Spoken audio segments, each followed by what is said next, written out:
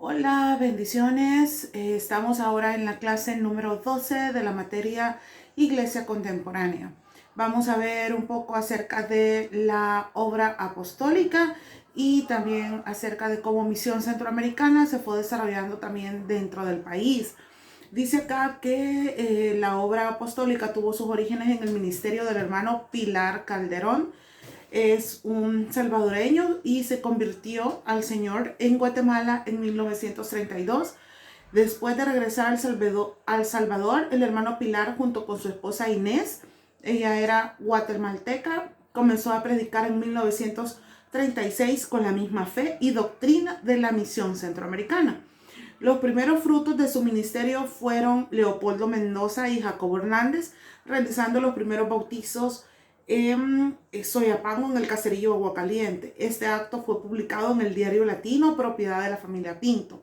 Esto era muy importante porque se estaba dando ya este tipo de acciones, lo que es el bautismo, y además de eso fue algo muy relevante porque fue publicado en un diario local. El hermano Hilario Navarro Castillo, al conocer la noticia, dice en dicho periódico, buscó al hermano Pilar y le compartió sus puntos de vista en cuanto a la obra del Espíritu Santo, basados en Joel 2:28 y en Hechos 2. Como resultado, ambos empezaron a ministrar juntos la palabra de Dios y un día el hermano Pilar recibió el bautismo del Espíritu Santo en medio de una milpa, dice acá. El hermano Pilar dejó las filas de la misión centroamericana abrazando con gran entusiasmo y convicción la doctrina apostólica. Dice que le llegaron a conocer como el anciano Calderón. Era una de las personas más destacadas, ¿verdad? Este hermano con él porque pues abrazaron y unieron, más bien dicho, ¿verdad? Dos denominaciones acá. Los hermanos Pilar e Hilario dirigieron juntos una congregación en Agua Caliente a la que llamaron Iglesia Apostólica, Efesios 2:20. A la falta de preparación homilética acostumbraban a leer un capítulo de la Biblia, dice, sobre el cual predicaban. Más tarde cambiaron la costumbre y enseñaron sobre el versículo o pasaje que aparecía al abrir al azar. Lo único que pues lo hacían de forma solemne, ¿verdad? Siempre sobre la palabra de Dios. Yo creo que sí hizo falta, ¿verdad? Un poco acerca de la parte homilética en ellos, pero ellos tenían el deseo, ellos tenían el anhelo y la pasión de predicar la palabra de Dios y de alguna forma Dios usaba sus vidas. En cierta ocasión dice que el hermano Pilar tomó la decisión de apartarse del hermano Navarro porque tuvieron algunas diferencias y fue a fundar otra iglesia en el barrio Lourdes. Dice que el poder y la sabiduría del hermano Pilar fueron evidentes en sus predicaciones y en todo su ministerio. Dios se manifestó en su vida por medio de sanidades, visiones, sueños y revelaciones y fue prosperado a nivel pastoral. Dios se estaba moviendo en la vida de estas personas porque ellos lo hacían apasionados por llevar el evangelio a otros. Y yo creo que eso es algo tan importante que tiene que haber en nosotros. Aprender no solo por aprender, no solo por conocer, sino por llevarle a otros lo que Dios quiere que los demás conozcan, no quedarnos nosotros con el conocimiento. Y Dios puede usarnos a nosotros poderosamente porque no lo hacemos nosotros, es Él actuando en nosotros. Algunos puntos de la doctrina de la iglesia del hermano Pilar eran: la presentación de niños se hacía a los 33 días de nacidos si eran varones y a los 66 si eran niñas. La reconciliación de los hermanos caídos de la gracia no tenían validez. Este es un punto de verdad muy discutible y que pues ahora en día sabemos que son las personas que más necesitan. No se recogían diezmos y ofrendas en los servicios, las hermanas cubrían su cabeza y no se permitía el uso de instrumentos musicales.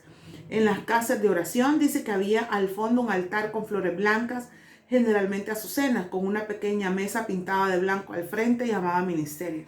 Algunas denominaciones apostólicas y proféticas mantienen esta costumbre, dice.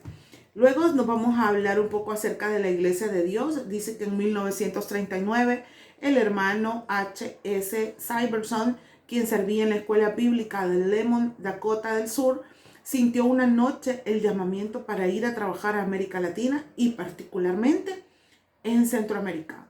Y dice que este llamamiento ya era la segunda vez que él recibía esto y que por lo tanto lo discernió como una confirmación. Y le consideraron un apoyo y lo enviaron como misionero a Centroamérica, nombrándolo supervisor para la región centroamericana.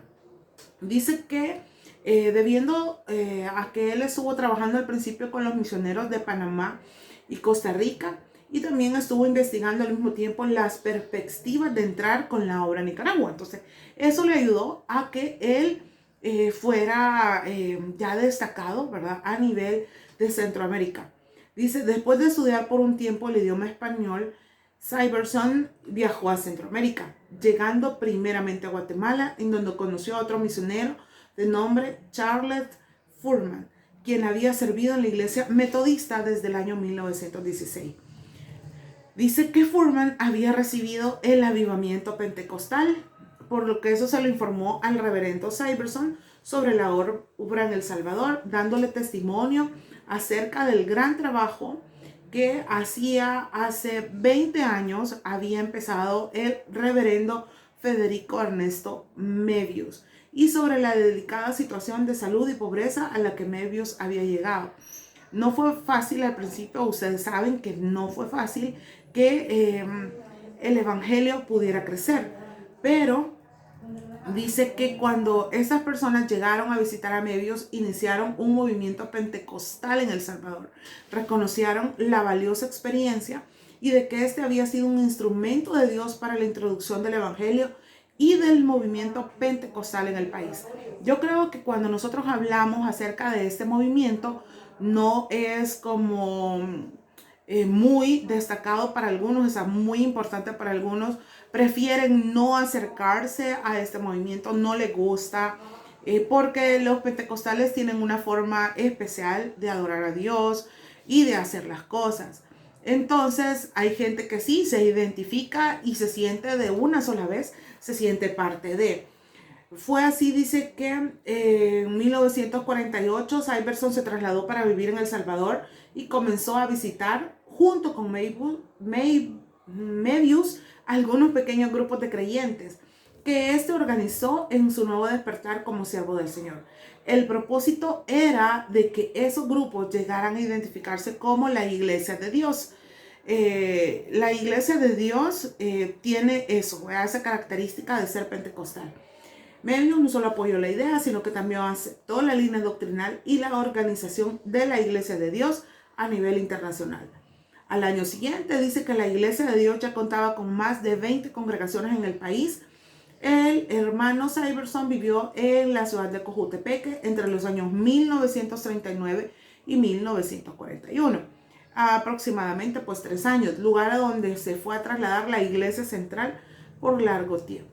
Luego nos vamos a la segunda etapa que se vivió acá del evangelio, que eso lo vemos de 1941 a 1980, donde creo que algunos de nosotros pues ya estábamos por acá en esta tierra, ¿verdad? Dice, en 1941 habían transcurrido 45 años desde la entrada de los precursores del evangelio de El Salvador. El pueblo evangélico a medida se fue volviendo más visible, soportó también con fidelidad a Cristo las embestidas que se proponían detener el avance del evangelio, porque siempre habían como ciertos estorbos, ¿verdad? La iglesia católica siempre existía y siempre habían personas que quieren detener el evangelio, y no solamente en aquel tiempo, sino que también en estos tiempos. Ahí luego se mencionan algunas características que podían señalarse en la segunda fase de la consolidación, y son fundamentos de las grandes corrientes y denominaciones como Misión Centroamericana, Bautistas, iglesias pentecostales asociadas e iglesias pentecostales libres. La obra se había desarrollado entre la población rural, había un marcado espacio entre las iglesias no pentecostales y las iglesias pentecostales, como lo sigue habiendo ahora en día, ¿verdad? La iglesia evangélica había tenido que romper los moldes de la cultura implantada por los españoles. Los evangélicos dice que ya eran vistos como gente rara y eran marginados socialmente. Se les veía como una gente del vulgo y sin letras. Al principio dice que fueron muy pocos los profesionales que se acercaban al evangelio. Incluso ahora en día, siento que ahora eso es menos, pero siempre se considera que ser evangélico, ¿verdad? Eso le da como menos valor a lo que nosotros podamos ser. El gran desafío para las décadas venideras era el de saturar el país con la proclamación del evangelio. Se consolidan algunos frentes de la misión centroamericana y eso fue hasta de 1896 hasta 1934. El personaje más sobresaliente de la obra de misión centroamericana fue don Roberto Bender, de verdad, un gran personaje y un gran hombre de Dios, ¿verdad? Dice que tuvo un ministerio de 37 años en El Salvador y luego tenemos a Alejandro Magnal. Él tuvo 43 años de su vida en la obra centroamericana y fueron de los personajes más destacados.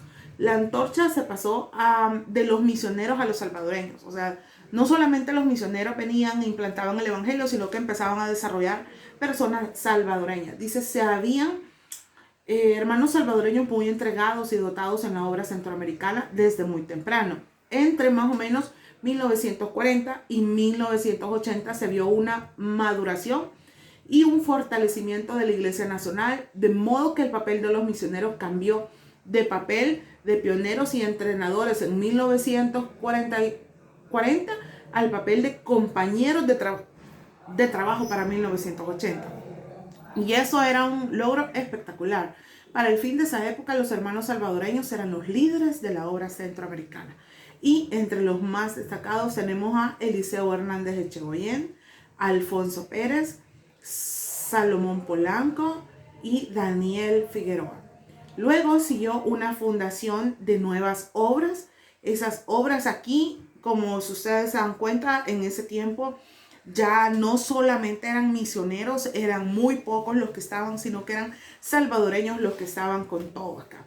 En la década de los 50 y 60 seguía el trabajo fundando nuevas iglesias donde no había obra evangélica. Dice que Roberto Guibard inició la iglesia Luz y Verdad en Antiguo Cuscatlán. Glenn Betty fundó una iglesia centroamericana en Sonsonate y otra en Aguachapán. Luego era necesario algo muy importante y era la capacitación. Dice, con el crecimiento numérico de la misión centroamericana entre 1940 y 1980, también creció la necesidad de capacitación de los pastores y líderes de la obra y de capacitación de los hermanos a nivel de la iglesia local. Ellos se dieron cuenta que era necesario que la gente estuviera preparada. Y bendito sea Dios, porque cada uno de los que estamos acá en el Colegio de Teología sentimos esa necesidad de ser capacitados, de ser entrenados, de conocer más de Dios. Y el deseo de su corazón probablemente al principio sea solo conocer, pero Dios tiene preparado este tiempo para que usted pueda ser capacitado acá y luego ir y capacitar a otros.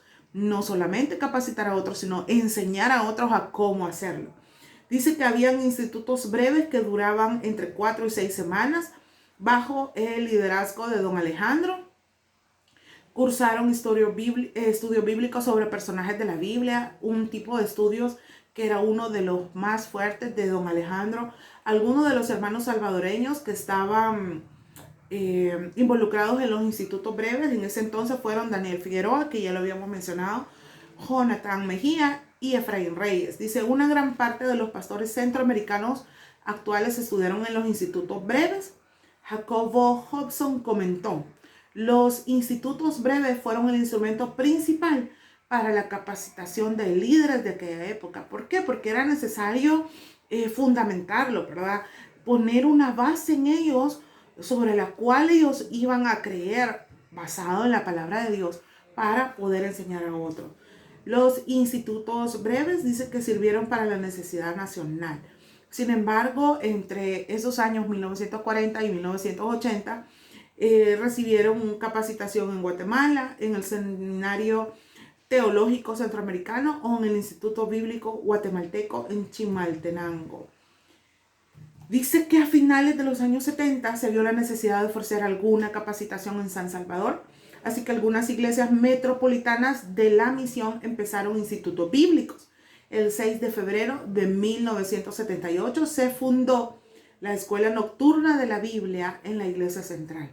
Esta necesidad siempre ha existido. ¿Por qué? Porque a veces la gente quiere más, quiere aprender más y de alguna forma tiene que llevar eso a que la enseñanza sea formal, ordenada, ¿verdad? Sistemáticamente. Dice, además la Iglesia Nazaret también comenzó un instituto bíblico en 1982, el cual se pasó de las instalaciones de la iglesia a un edificio propio en la colonia El Hogar, en la capital, el que llegó a ser el Instituto Bíblico Salvadoreño, con extensiones actuales en el occidente y oriente del país, con aproximadamente 100 estudiantes en su programa sabatino. Dice que luego hubo una mejor organización interna a medida pues iba creciendo la iglesia, se iba llenando de más personas, gente capacitada. De alguna manera tenía que hacer eso ordenado, ¿verdad? Para que no hubieran inconvenientes, ¿verdad?, entre unos y otros. Dice que en 1941 el gobierno le otorgó a la misión centroamericana la personería jurídica. Así registraron todas las escrituras de propiedad de las iglesias bajo la personería jurídica de la Iglesia Evangélica de El Salvador, Misión Centroamericana. Y eso fue en 1941. Alejandro MacNaught y Santiago Cheboyén trabajaron juntos para conseguir la personería de la misión. Dice que en aquel entonces ni la Iglesia Católica tenía esa personería.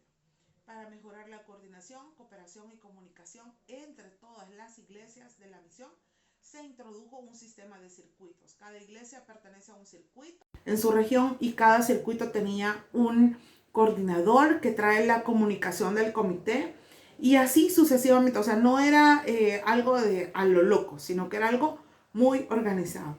A través de estadísticas se ve el crecimiento en número de miembros e iglesias. Dice que para 1945 la misión reportaba una membresía de 2.084 afiliados. La misión experimentó un lento crecimiento anual del 1%. La tasa de crecimiento mejoró ligeramente en la última parte de los años 60.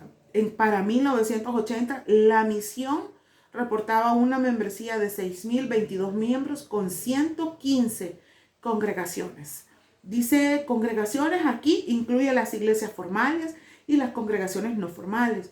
Pues en 1977, Jacobo Hobson, quien manejaba las estadísticas en los 70, reportaba que la misión tenía 82 iglesias formales, 32 misiones y 158 campos blancos. Información sumamente importante porque eso nos hace ver cómo iban creciendo, cómo se iban organizando.